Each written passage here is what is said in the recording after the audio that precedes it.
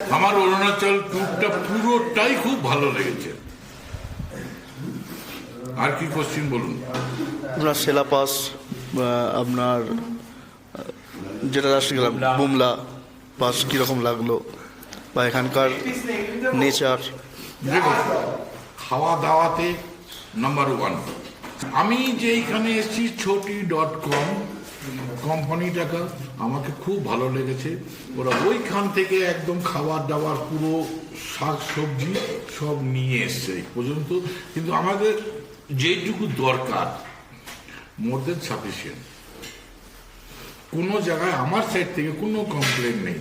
একসাথে এসে এখানে আমরা যে গ্রুপটা এসছি, এখানে অল ওভার ইন্ডিয়া সবাই আছে, সবাইকে সাফিসিয়েন্ট মানে খুশি করাটা দ্যাট ইজ নট ইজি, কিন্তু আমাদের এই ট্যুরে সবাই অলমোস্ট খুশি।